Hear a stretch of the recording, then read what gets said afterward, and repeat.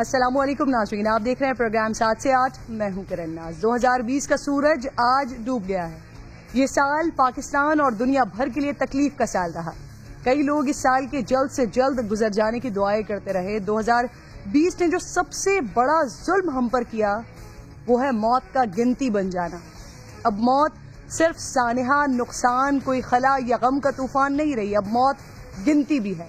پہلی کھانسی بخار کے پہلے دن سے اسپتال کے بستر پر دراز ہونے تک کی گنتی، اسپتال داخلے سے وینٹیلیٹر پر جانے تک کی گنتی، وینٹیلیٹر پر آتی جاتی سانسوں کی گنتی، اور آخر میں کورونا سے مر جانے والوں اور بچ جانے والوں کی گنتی. موت تو برحق ہے. مسلمان کا ایمان ہے کہ جو آیا ہے اس نے جانا بھی ہے. لیکن اس سال، اس تکلیف دہ سال میں ایسے ایسے پیارے لوگ اس دنیا سے چلے گئے کہ جن کا خلا شاید پر نہ ہو پائے گا. طارق عزیز، خادم حسین رضوی، مفتی نعیم، علامہ طالب جوہری، منور حسن، ضمیر اختر نقوی، میر حاصل بزنجو، ظفر اللہ جمالی اس دنیا سے چلے گئے. یہ سال جاتے جاتے ہمیں کئی سبق دے گیا. پرائیویسی کی خواہش رکھنے والوں کو جب پورا سال سب سے الگ ہو کر بیٹھنا پڑا تو رشتوں کی قدر محسوس ہوئی. وقت کا ضیاع کرنے والوں کو تھمے ہوئے وقت نے شدت سے بیکار کے جھگڑوں، عداوتوں اور نفرتوں میں گزارے ہوئے پلوں کا احساس دلایا. اس سال کا مسلمانوں کا سب سے بڑا دکھ وہ وقت تھا ناظرین کہ جب اس پاک سرزمین پر جانے کی پابندی لگی. مسجد نبوی خالی ہو گئی. لوگ اللہ کے گھر کے طواف سے محروم ہو گئے. اسی سال میں اس وطن نے PIA کا وہ بدترین سانحہ دیکھا. اس پر وزیر کی غلط بیان بازی دیکھی. بیان کے نتیجے میں پاکستان ایئر لائن کا بدترین نقصان اور دنیا بھر میں جگ ہسائی دیکھی.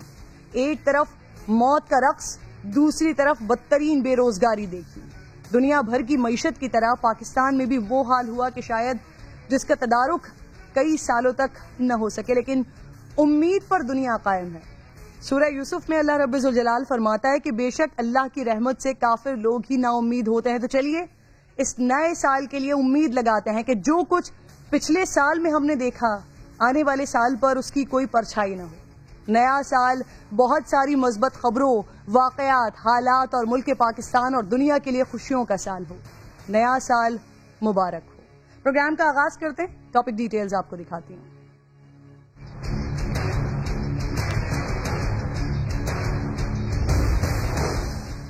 اکتیس دسمبر بھی آ گیا لیکن استعفے نہیں آئے. PDM کی ڈیڈ لائن ڈیڈ ہونے میں صرف چند گھنٹے باقی رہ گئے ہیں. پیپلز پارٹی والوں کے استعفے آج قائدین کے پاس جمع ہونے کی باتیں. نون لیگ کے معاملات کا کچھ نہیں پتا.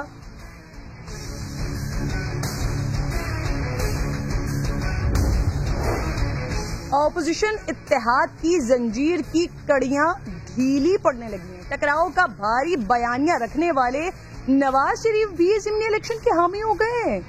JUI اور نون لیگ کی میٹنگ میں موقف سے آگاہ کر دیا. آزادی مارچ کرنے والے مولانا فضل الرحمان نے کہہ دیا کہ ضمنی اور سینٹ انتخابات پر ساری جماعتوں کو آزاد کرنا ہوگا. کورونا سے اموات، لاک ڈاؤن اور معاشی خسارے کی تلخ یادوں کے ساتھ 2020 کا آخری سورج بھی غروب ہو گیا. نئے سال میں پاکستان میں کورونا ویکسینیشن باقاعدہ شروع ہونے کی خوشخبری ہے. ڈسکس کروں گی پروگرام میں.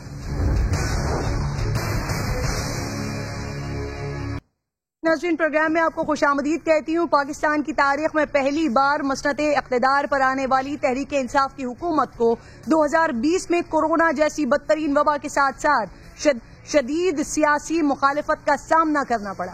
پاکستان کی 11 اہم چھوٹی بڑی جماعتوں نے آج سے 3 مہینے پہلے مل کر وزیر اعظم پاکستان عمران خان کے خلاف PDM کے نام سے تحریک کا آغاز کیا، جس کے مقاصد یہ تھے. All parties conference Imran Ahmed Niazi کے فوری استعفے کا مطالبہ کرتی. متحدہ اپوزیشن ملکگیر احتجاجی تحریک کے آغاز کا اعلان کرتی. اکتوبر 2020 کے پہلے مرحلے میں سندھ، بلوچستان، خیبر پختونخوا اور پنجاب میں مشترکہ جلسے منعقد اور ریلیاں نکالی جائیں. PDM میں شامل تقریباً تمام جماعتیں ایک دوسرے کے خلاف سخت نظریات رکھتی ہیں، لیکن ان تمام جماعتوں نے صرف عمران خان کو سیٹ سے اتارنے کے لیے اتحاد کا اعلان کیا، لیکن وہ پہلے دن سے ہی اختلافات کا شکار ہو گئے. لیکن آج APC نے بھی ہماری تقریر کو باہر جانے سے روک دیا ہے. تو ہم پیپلز پارٹی سے और उनके मुंतजिमीन से इस पर अपना एहतजाज नोट कराना। इनका मतलब नहीं था ना कि इससे पहले हमें कहा गया था कि आप लोगों ने नहीं, हमने कोई रिक्वेस्ट। पीडीएम के सरबराह तो 20 सितंबर को ही इस्तीफा देने पर बजे थे, मगर आज 3 माह बाद भी पीपल्स पार्टी और नून लीग इस्तीफा देने को तैयार नजर नहीं आते। आज ही फैसला करें कि हम असेंबलियों से मुस्ताफी होंगे। सिलेक्टेड नाजायज, नालायक, नाअहल हुकूमत को पाकिस्तान के सड़कों पे चैलेंज करना चाहिए। करप्ट हुकूमत को पार्लियामान में भी चैलेंज करना चाहिए। जो बिलावल साहब की कल प्रेस कॉन्फ्रेंस थी, उसमें उन्होंने जो बातें कही वो एक अच्छी बातें थी। ऑपोजिशन इत्तेहाद की पहली प्रेस कॉन्फ्रेंस में ही मौलाना ने सेनेट इलेक्शन रोकने का कहा, लेकिन 3 माह बाद पीपल्स पार्टी ने मौलाना को ठेंगा दिखा दिया। अगर आपने कोई ढीले ढाले फैसले किए, रिवायती किस्म के फैसले किए, अभी मार्च आ रहा है, अगर मार्च में सेनेट का इलेक्शन हो जाता है तो पार्लियामेंट का एक हिस्सा इन जाली लोगों के हाथ में आ जाएगा। हमें इस हुकूमत को सेनेट इलेक्शंस में भी चैलेंज करना चाहिए। पीडीएम ने पहले ऐलान किया जनवरी में लॉन्ग मार्च का आगाज हो जाएगा, मगर फिर वो प्लान भी तब्दीली का शिकार हो गया। जनवरी 2021 में इस्लामाबाद की तरफ फैसला कुल लॉन्ग मार्च होगा। फरवरी के अवाइल में इस्लामाबाद की तरफ पूरी कौम मार्च करेगी। अलगर्ज ये कि ऑपोजिशन इत्तेहाद अपने किसी भी लाहे अमल पर मुकम्मल तौर पर अमल करने में नाकाम रहा। 8 दिसंबर 2020 को मौलाना ने लॉन्ग मार्च की तारीख देने का ऐलान किया और साथ ही मुल्क में पहिया जाम हड़ताल, शटर डाउन का शेड्यूल भी देने का कहा, लेकिन उनमें से भी किसी पर आज तक अमल नहीं हो सका। मुल्क के अंदर पहिया जाम हड़ताल, शटर डाउन और मुल्क के मुख्तलिफ डिवीजनल हेडक्वार्टर में जलसों और मुजाहिरों का शेड्यूल तय किया जाएगा और साथ ही ये फैसला भी किया जाएगा कि इस्लामाबाद की तरफ लॉन्ग मार्च कब किया जाए। यहाँ तक कि बिलावल और मरियम भी इमरान खान के जाने की तारीखें देते रहे। मरियम तो आर या पार करने जा रही थी। इमरान खान की जाली हुकूमत 24 घंटे की मार नहीं, 24 घंटे की मार नहीं। 8 तारीख को अब या आर या पार इंशाल्लाह, 13 दिसंबर को या आर या पार इंशाल्लाह। अगले साल तक हमारा नया वज़ीर आज़म होगा। डाले को घर भेजेंगे। साल के खत्म होने से पहले घर वापस जाने वाली है। उनको घर जाना पड़ेगा। तो घर चले जाएगा। अगर 31 जनवरी तक इमरान ने इस्तीफा नहीं दिया तो मार्च इस इलेक्शन को बुलाएंगे। अभी तक कोई फैसला नहीं किया, अभी तक कोई फैसला नहीं किया। पीडीएम में लड़ाई हो गई। पीडीएम के मीनारे पाकिस्तान के जलसे में मौलाना ने मौजूदा पार्लियामेंट को न मानने का फैसला कुन ऐलान कर दिया, लेकिन ये कल ही की तो बात है। बिलावल ने मौलाना की मानने से इनकार कर दिया। तो अब तो कौमी असम्बली का स्पीकर भी मुझे जारी लगता है। अब जब पूरा पार्लियामेंट भी जारी हो जाए, उसका हुक्मरान भी जारी हो जाए, फिर किस लिए बैठे हुए हम? पार्लियामेंट के इस्तीफे हम अपने साथ लेकर जाएंगे। हम ऐसे पार्लियामेंट पे एतमाद करने को तैयार नहीं है और नहीं इस पार्लियामेंट के जरिए से नाजायज हुकूमत को चलने देंगे। इसका खात्मा करके दम लेंगे। करप्ट हुकूमत को पार्लियामान में भी चैलेंज करना चाहिए। ऑपोजिशन इत्तेहाद हुकूमत को गिराने के लिए वजूद में आया, लेकिन हुकूमत को तो कोई नुकसान होता हुआ दिखाई न दिया। गिलगित बल्तिस्तान इलेक्शन में ऑपोजिशन की नाकामी हो या लीगी अरकान असेंबली की मरियम की बात मानने से इनकार या फिर मौलाना पार्टी के टुकड़े टुकड़े, ऑपोजिशन ने इस इत्तेहाद से नुकसान के सिवा नाज़रीन कुछ नहीं पाया। गिलगित बल्तिस्तान का जो रिजल्ट था वो पहले से बहुत लोगों को मालूम था। एस्टैब्लिशमेंट के नुमाइंदे جنہوں نے یہ جوڑ توڑ کی ہے عمران خان کی اور اس کی جماعت کی تو اتنی حیثیت نہیں. میں ان دونوں کو بھی یہ کہتی ہوں، بھلے غلطی سے چلے گئے، اسپیکر آپ کو کہے تصدیق کرو تو کہنا یہ پڑے تمہارے سیدھے کرو قبول ان کو، کرو قبول ان کو. ہم نے استعفیٰ کوئی نہیں دیا. اب بات ہوئی ہے مرتضیٰ جوید بھائی صاحب سے، انہوں نے بھی یہی کہا ہے کہ ہم نے اپنی پارٹی قیادت کے پاس جمع کیے. بھلے غلطی سے چلے گئے. مولانا فضل الرحمان صاحب نے فضل الرحمان گروپ اختیار کیا. اکیلا میں ہوں کہ تمام گروپوں کو چھوڑ کے آئندہ کی رکن سازی ملک بھر کی میں اپنی نگرانی میں کروں گا. تو ثابت یہ ہوا ناظرین کہ جنہوں نے 2020 میں عمران خان کو گھر بھیج کر 2021 میں نیا وزیر اعظم لانا تھا، وہ سب آہستہ آہستہ موجودہ اسمبلی کو ہی ایک بار پھر جائز ماننے کو تیار ہو گئے ہیں. پیپلز پارٹی کے بعد مسلم لیگ نون نے بھی ضمنی الیکشن میں حصہ لینے کا فیصلہ کر لیا ہے. نواز شریف نے کل کے اجلاس میں مولانا فضل الرحمان کو کہا کہ استعفوں کا فیصلہ 31 جنوری کے بعد ہونا ہے، تو پھر لوگوں کو الیکشن سے کیوں روکا جائے. جواب میں مولانا نے بڑی بے بسی کے ساتھ کہا کہ پھر ساری جماعتوں کو آزاد کر دیتے ہیں. اس پر بات کرنے کے لیے نعیم اشرف بٹ مجھے پروگرام میں جوائن کر چکے ہیں. نعیم، میں آپ کو خوش آمدید کہوں گی. بلاخر مولانا 2019 کے اختتام کی طرح 2020 کے اختتام پر بھی اکیلے رہ گئے. جی کرن، پہلے تو میں آپ کی پوری ٹیم کو مبارکباد دوں گا. آج جو پروگرام کے سٹارٹ میں آپ نے انٹرو پڑھا ہے وہ زبردست تھا، اور آپ نے امید کی بات کی ہے، اور ایز اے پاکستانی شہری اور ایک دنیا کا ایک کہہ لیں کہ فرد کے نسبت سے مجھے بھی آپ نے امید دلائی ہے. جو آپ بات سیاسی کر رہی ہیں اس وقت بالکل مولانا کو اکیلا چھوڑ رہے ہیں، لیکن مولانا ابھی ساتھ لگے ہوئے ہیں، اور بے بسی میں ہی جو آپ نے بات کی ہے کہ وہ یہ کہہ رہے ہیں کہ آپ آزاد کیا جائے. ہوا یہ کہ جو گزشتہ رات ملاقات تھی آپس میں لیگی رہنماؤں کی اور مولانا فضل الرحمان کی، اور جو ویڈیو لنک پہ نواز شریف تھے، وہ اسی لیے تھی کہ پیپلز پارٹی اب اپنا فیصلہ سنا چکی ہے، تو اب ہم نے کیا کرنا ہے. یہی دو بڑی جماعتیں تھیں جنہوں نے کرنا تھا، اور اس میں نواز شریف نے جب اپنی رائے دے دی کلیئر اور کہا کہ کیونکہ 31 جنوری تک ہم نے ابھی تصدیق اسپیکر کو دینے کا فیصلہ نہیں کیا، اس کے بعد ہوگا، تو پھر کیسے روک سکتے ہیں الیکشن سے کسی کو. اور پھر دوسری بات یہ بھی، ایک اور لیگی رہنما جہاں موجود تھے میٹنگ میں، انہوں نے کہا کہ جب ہم اسمبلی میں بیٹھے ہیں تو کسی کو کیوں روک سکتے ہیں، ہم کیسے روکیں گے کہ تم اسمبلی میں نہ آؤ، پہلے تو ہمیں چھوڑنا ہے. پھر یہ بھی سوچ تھی کہ سینٹ الیکشن، جب سینٹ کو ہم نے فیصلہ کر لیا کہ وہاں ریزائن کرنا ہی نہیں ہے کبھی، تو پھر وہ اس کے الیکشن کو بھی پھر کیسے روکیں، وہاں بھی پھر جانا پڑے گا. جب یہ سارے دلائل ہوئے تو پھر مولانا ظاہر ہے وہ جو بائیکاٹ کی سوچ تھی وہ اکیلی رہ گئی سوچ، اور پھر مولانا نے کہا کہ چلیں ایسے کر لیتے ہیں، جو کہ کل اب اجلاس پی ڈی ایم کا لاہور میں ہونا ہے، فارملی وہ اعلان بھی کریں گے، تو وہ یہی ہوگا کہ مولانا کے مطابق کہ پھر میں آزاد کروں گا ایز اے ظاہر president of P D M کے ساری جماعتوں کو، کیونکہ چھوٹی جو جماعتیں ہیں جن کا کوئی سروکار ان حلقوں سے نہیں ہے جہاں ضمنی الیکشن ہے، وہ بائیکاٹ کا کہہ دیں، بائیکاٹ کریں. اور جو آپ دو بڑی جماعتیں ہیں الیکشن لڑنا چاہتی ہیں تو پھر آپ الیکشن لڑیں، کیونکہ پی ڈی ایم میں اس وقت تفریق نہیں ہونی چاہیے.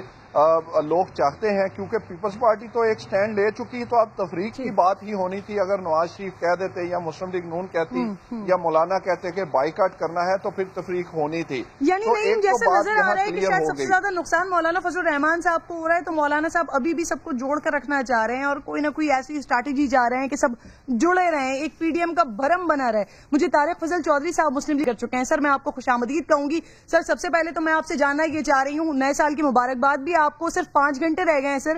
مریم صاحبہ کے پاس ایم این ایز کے، ایم پی ایس کے سب کے استعفے آ گئے ہیں سر. بسم اللہ الرحمن الرحیم. بہت شکریہ جی، نئے سال کی آپ کی اساتت سے اور آپ کے چینل کی اساتت سے بہت ساری نیک خواہشات اپنے پیارے ملک پاکستان کے لیے، ہماری قوم کے لیے. اس سال بہت ساری تکلیف اور بہت ساری آزمائشیں رہیں، خاص طور پہ کووڈ کے حوالے سے. میری دعا ہے کہ اللہ تعالیٰ کی، اور بہت ساری قیمتی جانوں کا نقصان بھی ہوا اس بیماری کی وجہ سے. میری دعا ہے کہ نیا سال جو ہے وہ اللہ تعالیٰ کے فضل و کرم سے اس ملک کے لیے، اس قوم کے لیے اور پوری دنیا میں جو لوگ بھی اس سے متاثر ہوئے ہیں سب کے لیے खुशियों का साल हो और इसमें जितनी भी अल्लाह ताला जाने बाती हूँ दोबारा गालिबन आपसे राब्ता मुनक़ता हो गया, लेकिन नाज़रीन सिचुएशन ऐसी ही है। तारिक फजल साहब, अब आपको मेरी आवाज आ रही है तो जवाब दीजिएगा सर। जी जी। दूसरी बात जी जो आपने जो बात की है, देखें बात ये है जी कि जितनी भी हमारी क़यादत है, हमारे सूबाई शूर हैं, उसके अलावा हमारी मरकज़ी क़यादत है, हमारे जितने भी मेंबरान हैं जो सूबाई असम्बली के मेंबर हैं, जो हमारी कौमी असम्बली के मेंबर हैं, मुख्तलिफ सूबों से हैं, सब ने अपने इस्तीफे जो हैं बजरिया अपना सूबाई शूर अपनी मरकज़ी क़यादत के पास पहुंचा दी और ये फैसला पीडीएम की क़यादत में करनी होगा। उसमें ये फैसले होने हैं कि इस्तीफे देने के लिए तरीकाकार है वो क्या होगा, किस वक्त होंगे। देखिए जिसकी फैसला किया गया वो इसलिए किया गया कि अपोजिशन जो है। तारिक साहब, मैं ये पूछ रही हूँ कि सबके इस्तीफे जमा हो गए मरियम साहिबा के पास? जी बिल्कुल जमा हो गए हैं जी, बिल्कुल जमा हो गए हैं। और मैं अर्ज कर रहा था कि इस्तीफे जो है वो उस वक्त पे दिए जाएंगे कि जब उसके बाद हुकूमत के लिए अमली तौर पे ज़िमनी इलेक्शन में जाना मुमकिन ना हो, नए इंतखाबात का ऐलान हो, फ्रेश मैंडेट जो है वो कौम से लिया जाए और उसके साथ साथ इस बात को यकीनी बनाना बहुत जरूरी है इंतखाबात वो शफाफ हो, आजादाना हो, मुनसिफाना हो और उनकी इंटेग्रिटी के ऊपर किसी तरह का डाउट ना हो। आने वाले ज़िमनी इलेक्शन, सेनेट इलेक्शंस, मुस्लिम लीग नून इसमें हिस्सा लेने जा रही है तारिक साहब?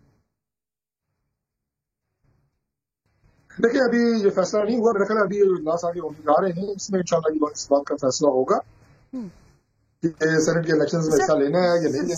सर ये तो पीडीएम का फैसला होगा ना, क़यादत का फैसला होगा ना। मुस्लिम लीग नून की क्या राय है सर? मुस्लिम लीग नून क्या चाहती है? इस तमाम तहरीक में मुस्लिम लीग नून पीडीएम की क़यादत के साथ, मुशावरत के साथ और मुतफिका फैसले कर रही है। अलहदा से भी मुस्लिम लीग नून ने कोई फैसला नहीं किया, इसलिए ये फैसला भी इंशाल्लाह पीडीएम के प्लेटफॉर्म पे ही होगा। सर फैसले हो रहे हैं, लेकिन अपनी राय तो आ रही है ना सामने। पीपल्स पार्टी ने अपनी राय दी है खुल करके, वो ज़िमनी इलेक्शन में भी और सेनेट इलेक्शन में भी जाना चाहते हैं। तो सर मैं मुस्लिम लीग नून की राय जानना चाह रही हूँ।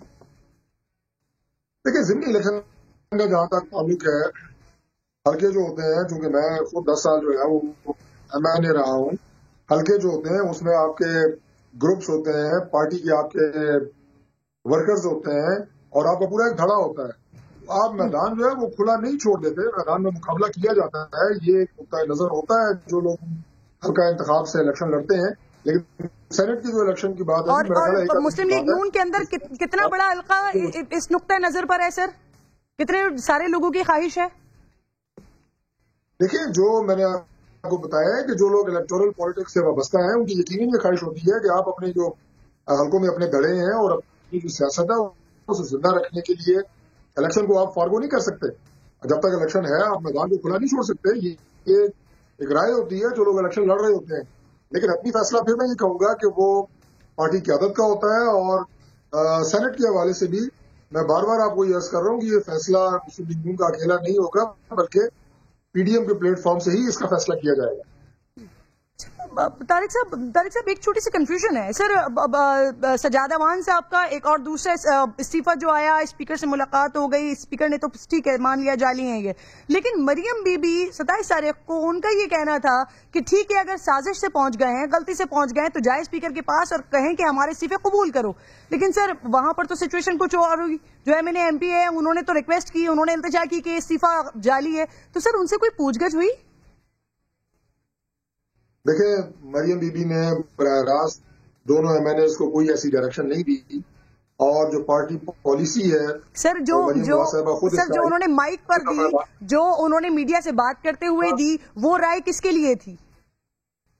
देखिए मैं अर्ज करता हूँ, मुझे बात मुकम्मल करने देना। एक सवाल आप 6 दफा करने की जरूरत नहीं है, मैं आपको जवाब दे रहा हूँ, मुकम्मल जवाब सुन लें।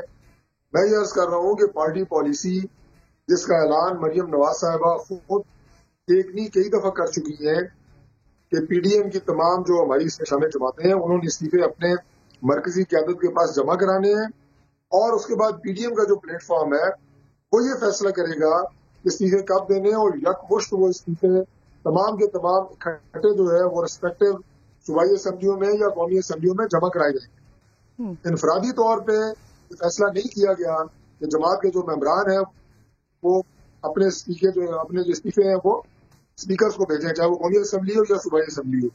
اور یہ تو دونوں استعفے ہیں. پہلے دن سے یہ بات کی جا رہی ہے کہ یہ جو اسکرین شاٹس جی جو اپنا اس واٹس ایپ پہ جو استعفے بھیجے گئے وہاں سے کسی نے نکال استعفے اسپیکر کو بھیجے ہیں. استعفے اجتماعی ہوں گے، انفرادی نہیں ہوں گے، یہ پارٹی کا فیصلہ. ٹھیک ہے. طارق صاحب اب آپ کی اجازت ہے، اب میں سوال کر لوں سر آپ سے؟ جی پلیز. جی تو سر یہ جو مریم صاحبہ نے بات کی ہے، مریم صاحبہ نے کیا سیاسی بیان دیا ہے؟ پھر نہیں، سیاسی بیان نہیں دیا. مریم بی بی نے تو اپنے ایک جذبات کا اظہار کیا ہے اس جعلی حکومت کے خلاف. یہ تو آپ یہ کہیں کہ مینڈیٹ جو ان کے پاس ہے وہ جعلی ہے. یہ ایک سازش کے ذریعے اقتدار میں آئے ہوئے ہیں اور ان کے ساتھ نہ تو مذاکرات ہو سکتے ہیں، نہ اسمبلی میں مزید بیٹھنے کو کوئی فائدہ ہے. انہوں نے اپنے جذبات کا اظہار ضرور کیا ہے، لیکن مریم بی بی نے ہی جو میں نے آپ کے سامنے پارٹی کو. ٹھیک ہے، اچھا ٹھیک ہے سر، جذباتی ہو گئی. سر پیپلز پارٹی کے حوالے سے اب طارق صاحب. جی طارق صاحب آپ کنٹینیو کیجیے اپنی بات. میں عرض کر رہا تھا کہ مریم بی بی نے ہی اس پارٹی پالیسی کا ایک نہیں کئی دفعہ اعلان کیا ہے کہ استعفے جو ہیں وہ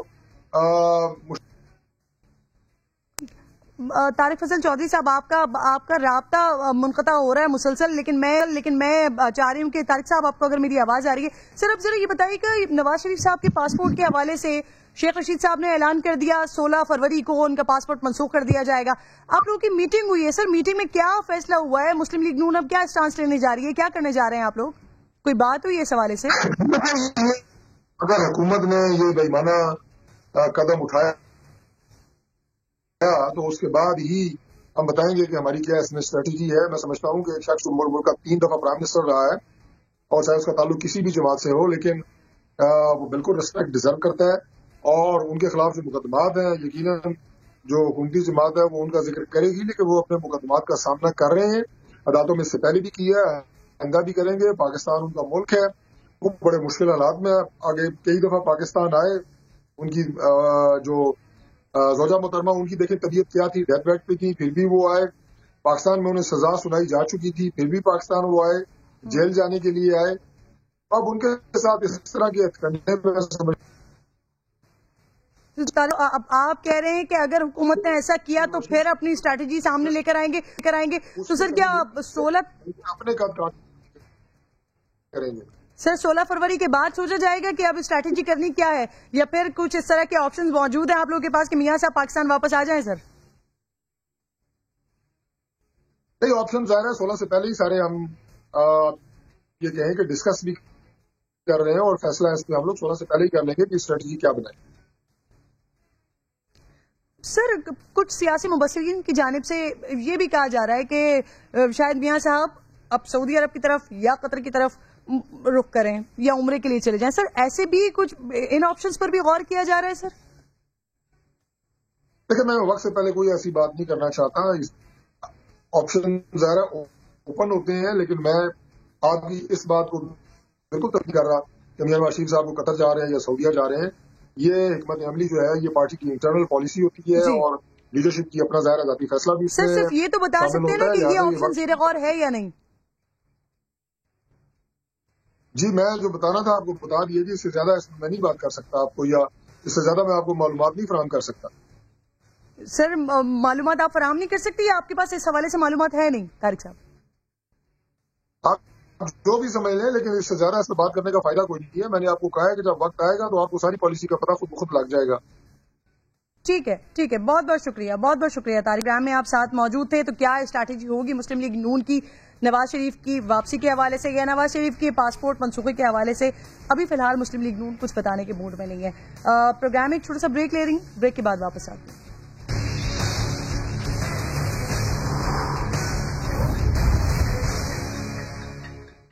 پروگرام میں آپ کو خوش آمدید کہتی ہوں. ناظرین، نیا سال پاکستانیوں کے لیے نئی امید لے کر آ رہا ہے. انشاءاللہ نیا سال بیماری نہیں بلکہ صحت کا سال ہوگا.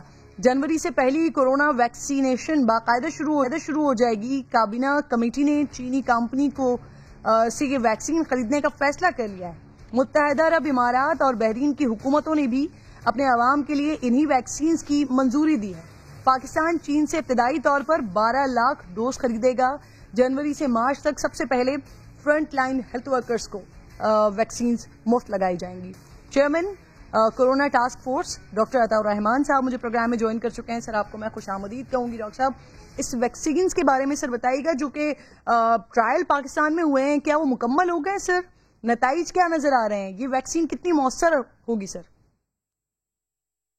जी, ये बहुत मौसर वैक्सीन है क्योंकि इसके ट्रायल्स बहुत से ममालिक में हुए हैं और पाकिस्तान में तो कराची यूनिवर्सिटी में जो मेरा ही इदारा है, international centre for chemical and biological sciences, वहाँ पे इसके ट्रायल्स होते रहे हैं। और ये बहुत सबसे बड़ी कंपनी है चाइना की जो वैक्सीन बनाती है। और चाइना में तो मिलिट्री के ऊपर बहुत बड़े पैमाने पर ये वैक्सीन दी गई है, उनके सोल्जर्स को, आर्मी के लोगों को, दूसरे मिलिट्री के लोगों को। और ये बहुत कामयाब वैक्सीन रही है। और इसमें खास बात यह है कि ये इसमें RNA virus messenger RNA technology इस्तेमाल नहीं की गई, जिसके बारे में काफी शुबहात थे और कि ये आपके जेनेटिक स्ट्रक्चर को बदल देगी, बल्कि वायरस को कमजोर करके ही बनाई गई है। तो ये वेल एस्टैब्लिश्ड टेक्नोलॉजी है, तो ये इंशाल्लाह बहुत कामयाब अताउर रहमान साहब, इस टेक्नोलॉजी के बारे में जरा ये कहिएगा, अमेरिकन वैक्सीन की उसका बड़ा शोर हो रहा था सर, तो उसका अगर कंपैरिजन किया जाए इस वैक्सीन के साथ, तो सर कौन सी ज्यादा मौसर है? इसके नतीजे क्या है सर? अमेरिका की इस वक्त 4 कंपनियां अलग अलग किस्म की वैक्सीन बना रही हैं। जो फाइजर की वैक्सीन आई है वो मैसेंजर आरएनए के बुनियाद पर है। वो नई टेक्नोलॉजी है जिसके बारे में कुछ पता नहीं है कि क्या लॉन्ग टर्म असरात क्या होते हैं। और खास तौर पे ये -70 डिग्रीज के ऊपर रखना पड़ता है इसको। तो ये एक अननोन कमोडिटी थी और पाकिस्तान के लिए मुनासिब भी नहीं थी। ये वेल एस्टैब्लिश्ड टेक्नोलॉजी है, इसी बुनियाद पे बहुत सी वैक्सीन बनाई जाती हैं और कामयाबी से बनाई जाती हैं। और ये इसके रिजल्ट भी बहुत हिम्मत अफजा है। लो टेम्परेचर की भी इतनी जरूरत नहीं होती जितनी फाइजर की वैक्सीन को जरूरत होती है। तो इस वजह से ये पाकिस्तान के लिए नहायत मुनासिब होगी और कराची यूनिवर्सिटी सर ये तमाम उम्र के अफराद के लिए मुनासिब होगी, मौसर होगी सर? बूढ़े अफराद के लिए मौसर होगी सर? जी हाँ, इनको जो ट्रायल्स किए गए हैं वो मुख्तलिफ एज ग्रुप पे किए गए हैं। और फिर ये जो छोटे बच्चों को तो नहीं दी जाएगी, लेकिन बाकी लोगों के लिए ये मुनासिब है और बड़ी कामयाबी से इसके रिजल्ट्स मुख्तलिफ ममालिक में आए हैं। सर आप कह रहे हैं छोटे बच्चों को नहीं दी जाएगी, एक उम्र बता सकते हैं कितने साल से कम उम्र बच्चों को ये वैक्सीन नहीं दी जा सकती सर? जो क्लिनिकल ट्रायल्स हुए हैं पाकिस्तान में वो तो हमने 18 साल से जो ज्यादा उम्र के लोग हैं उन पे किए हैं।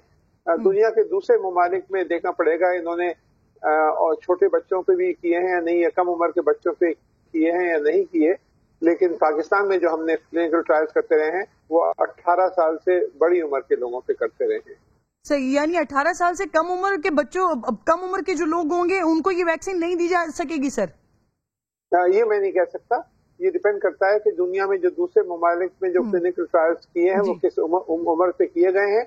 और अप्रूवल के लिए जब ड्रैप के पास जाता है तो कौन सी उम्र के लिए जाता है। ये ड्रैप के अप्रूवल के बुनियाद के ऊपर ही ये वैक्सीन अप्रूव होगी कि किन एजेस में अलाउड होगी, किन में नहीं होगी। अच्छा सर, पहले मरहले में तो मुफ्त दी जाएगी ये वैक्सीन, लेकिन सर इसकी कीमत क्या मुकर्रर की जाएगी या क्या होगी, इसका कुछ अंदाजा है साहब आपको? ये डिपेंड करता है कि इस पर दुनिया में डिमांड कितनी है और यकीनन बहुत ज्यादा डिमांड है इस वक्त।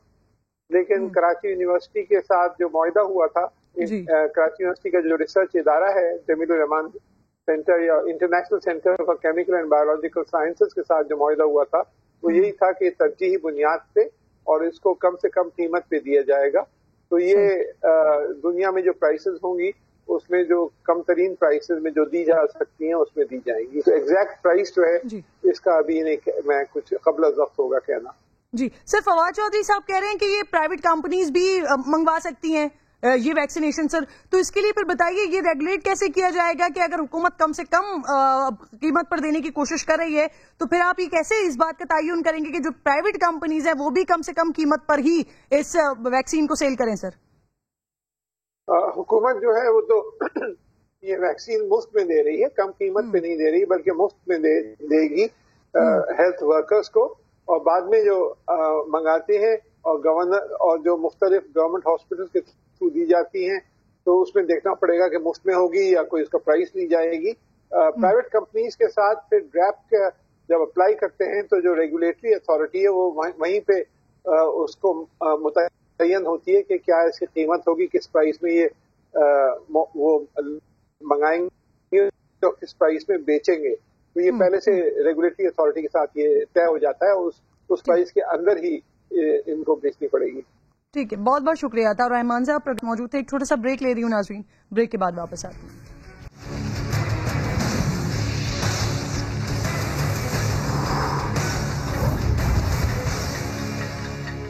एक बार फिर खुशामदीद कहूँगी नाज़रीन। ये साल जहाँ बहुत सी मुश्किलात लाया है, वहीं पाकिस्तानी मज़दूरों के लिए भी बदतरीन साबित हुआ है। ख़ासकर मुल्क का माशी हब कराची, जहाँ मज़दूर का खून बड़ा सस्ता है। ये साल कराची के मज़दूरों के लिए बहुत गैर महफूज रहा। फरवरी में किमाड़ी में सोयाबीन डस्ट का मामला हो, अक्टूबर में फैक्ट्री के टैंक में डूबकर 6 मज़दूरों की हलाकत का मामला हो, दिसंबर में न्यू कराची में फैक्ट्री का बॉयलर फटने से 8 मज़दूरों के जाबहक होने का वाक़या हो। ये चंद मिसालें हैं। पाकिस्तान में 6 करोड़ से ज़ायद मज़दूर हैं। कोई ईंटों तले दब जाता है, कहीं लिफ्ट गिर जाती है, कोई किसी छत से गिर जाता है, किसी पर छत गिर जाती है, किसी पर कंटेनर गिर जाता है, कभी रस्सी छूट जाती है, कभी ट्रॉली टूट जाती है, कभी बॉयलर फट जाता है, कहीं केमिकल से आग लग जाती है, कभी कुएं में जहरीली गैस भरने से इमरजेंसी एग्जिट ना होने से दम घुटकर मर जाते हैं मज़दूर। उनकी मौत भी उनकी ज़िंदगी की तरह ही तल्ख और हौलनाक है। और ये हौलनाकी नाज़रीन ज़रा सोचिए कि मरने के बाद भी कम नहीं होती, मर के भी चैन ना पाया तो किधर जाएंगे। ये शायद इन्हीं लोगों के लिए कहा गया है। इस एक साल के दौरान सिर्फ कराची में 89 मज़दूर जान से गए, लेकिन किसी एक के लवाहिकीन को मुआवजा मिला, न कोई इमदाद। सिर्फ इस एक साल नहीं, पिछले 10 सालों से मज़दूरों के लवाहिकीन दर बदर हैं। सन 2011 से अब तक मुआवजे के लिए सिर्फ कराची की अदालतों में तकरीबन 10,000 से ज़ायद केसेस दायर हैं, लेकिन किसी एक को भी इंसाफ नहीं मिला। बहुत से तो ऐसे हैं कि जिनके लवाहिकीन भी इसी कस्म पुरसी में दुनिया से चले गए। कानून के मुताबिक हादसे की सूरत में लवाहिकीन को 5 लाख मुआवजा कंपनी को देना होता है। हुकूमत भी मजीद 5 लाख रुपए देने की पाबंद होती है। किस किस कानून का आपको हवाला दूं, किस एक्ट की बात करूं? सिंध मुलाजिमत शराइतनामा हो, workman compensation act, Sindh factories act, Sindh companies profit workers participation act, Sindh social security act, Sindh उजरत एक्ट, कम अज़ कम उजरत act, employees old age benefits act, Sindh सनती ताल्लुकात एक्ट, वर्कर्स वेलफेयर एक्ट, इन सब में सालाना बोनस, मुलाजमत के अख्ताम पर ग्रेजुटी, ओवर टाइम का मुआवजा, मेडिकल सहूलत, सालाना छुट्टियाँ, मेडिकल लीव्स, हादसे की सूरत में माजूरी पर मुआवजा, मौत पर मुआवजा, डेथ ग्रांट, शादियों के लिए इमदाद, रिहाइश के लिए मुआवरत, मकान की फराहमी, तालीम के लिए वज़ाइफ, यहाँ तक कि किताबों और यूनिफॉर्म के लिए मदद भी मज़दूरों को मिलती है। कानून तो यही कहता है, मगर मिलता क्या है? धक्के और घुर्कियाँ। पाकिस्तान वर्कर्स फेडरेशन के जनरल सेक्रेटरी मेरे साथ मौजूद हैं, और उसके साथ साथ ये सारी बातें जो है ना, जिनके ऊपर ये गुजरी है, जिन्होंने आज ये नाम सुना होगा तो वो शायद सोच रही होंगी कि ये सब कुछ था मेरे लिए, जिसमें से मुझे सिर्फ धक्के मिले, घुर्कियाँ मिली। फरीदा बेगम जो कि बेवा है, मोहम्मद इलियास की जो कि एक मजदूर थे। मैं सबसे पहले तो आपसे ही बात का आगाज़ करूंगी, आपके शौहर का इंतकाल कैसे हुआ? बच्चे आपके हैं, कितने बच्चे थे उस वक्त, उनकी उम्रें क्या थी? बेटी की 4 साल थी, बेटे की 3 साल थी, छोटा वाला 2.25 साल 1.5 साल का था जी। कैसे इंतकाल हुआ था? अटैक हुआ था, बीपी हाई हो गया था उनका। अपनी ड्यूटी पर मौजूद थे या घर में थे? ड्यूटी पे गए नहीं, घर में ही थे। घर में ही थे, ठीक है। फिर उसके बाद आपने किस तरह से, आपकी ज़िंदगी के हालात कैसे आगे बढ़े, क्या किया आपने? ये इन लोगों ने साथ दिया, मेरा यूनियन वालों ने ना। वहाँ जाती थी मैं फैक्ट्री में, लेकिन अंदर मुझे नहीं जाने देते थे। बोलते थे आपके शोहर है ना, क्या नाम है, वो ठेकेदार के पास काम करते थे। फिर इन लोगों ने, यूनियन वालों ने ना मेरा साथ दिया, और अभी तक दे रहे। अच्छा, जो उस वक्त आपके हालात थे, माली हालात थे जी, उस वक्त बेहतर थे या अब बेहतर हैं? मेरे तो जब थोड़ा ज़रा शोर थे तो ज़रा थोड़े सही थे, अब तो बिल्कुल ही नहीं है। اب کیسے گزارا ہوتا ہے اور اس وقت کیسے گزارا ہوتا ہے؟ جھاڑو پوچھا کسی کرنے جاتی ہوں میں, کچھ نہیں, یہ یونین والے دیتے 2-3 ہزار. آپ نے کیس, آپ بھی ان جن لوگوں کا میں نے تذکرہ کیا, آپ بھی ان میں سے ایک ہیں جنہوں نے کیس دائر کیا ہوا ہے اپنے ان تمام یہ معاوضوں کے لیے, یہ تمام مالی معاونت کے لیے. تو اس کا جب آپ کے پاس اتنا گھر چلانے کے لیے کچھ نہیں ہوتا تو پھر آپ ان کا اخراجات کیسے اٹھاتے ہیں, اور پھر کیس دائر کرنے کی ضرورت کیوں پڑی ہے آپ کو؟ اس لیے پڑی کہ میرے گھر میں کھانے کو بھی نہیں تھا. ظاہر سی بات ہے میں اپنا حق تو مانگوں گی نا. اور پھر اب کیسے گزارا کرتی ہیں؟ فیسز بھی تو آپ کو دینی پڑتی ہوں گی نا. بچے میرے پڑھے نہیں اس وقت.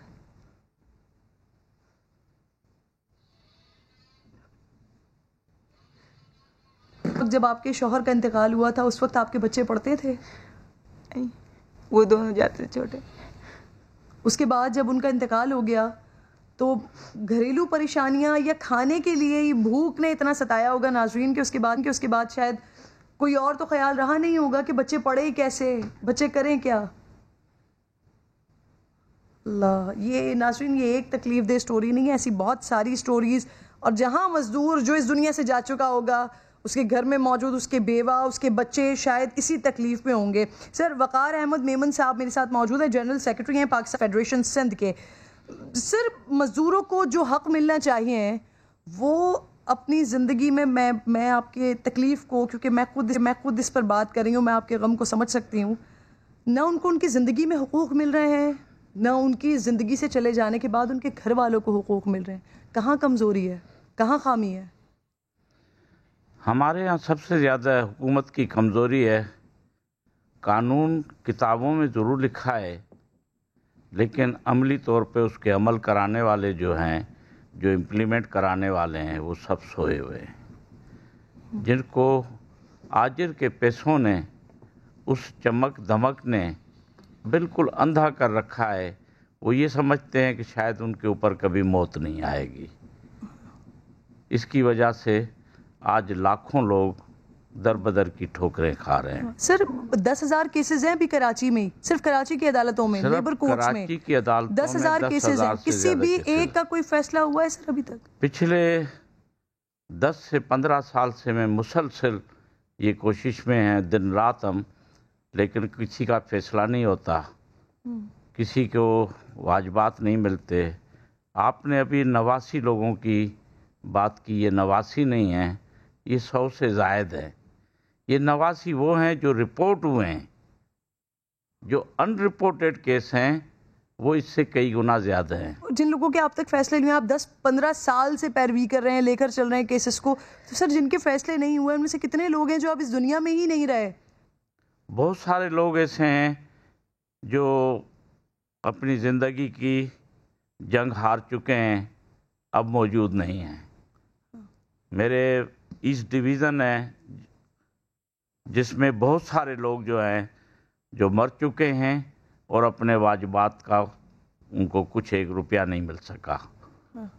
آج بھی اسی طریقے سے وہ حق سے محروم ہیں, ان کے لواحقین بھی. میں ذرا کچھ مزید فریدہ صاحبہ سے بات کرنا چاہتی ہوں. فریدہ صاحبہ, جب آپ کے شوہر کا انتقال ہو گیا اس کے بعد آپ کیا اکیلے رہتی تھیں یا اپنے سسرال کے ساتھ رہتی تھیں, اور اگر ساتھ رہتی تھی تو پھر ان کا رویہ کیسا تھا آپ کے ساتھ؟ ان کا صحیح نہیں تھا. اپنے میرے دیور کا گھر ہے, اس میں رہتی ہوں, 1 کمرہ ہے, 3 کمرے, ایک ان میں وہ دونوں رہتے, ایک مجھے دے ہوئے بس. اب ابھی بھی آپ ساتھ ہی رہتی ہیں؟ جی. بچے آپ کے اب کیا کہتے ہیں, اور ابھی ان کا رویہ کیسا ہے آپ کے ساتھ؟ بچوں کا, آپ کے سسرال کا؟ وہ کچھ بھی میرا نہیں کرتے, یعنی کہ شروع سے نہیں کیا ان لوگوں نے, تو اب کیا کریں گے. اسی لیے میں فیکٹری وغیرہ ادھر گئی, بچوں کے لیے نکلی. غریبی آپ کو پتہ ہے کیسی ہوتی ہے انسان کی, ایک سر پہ آدمی نہیں, اوپر سے یہ غریبی. سب نئے کپڑے پہنتے تھے, میرے بچے نہیں پہنتے تھے, کبھی کسی نے دے دیے, کبھی کسی سے مانگ لیے.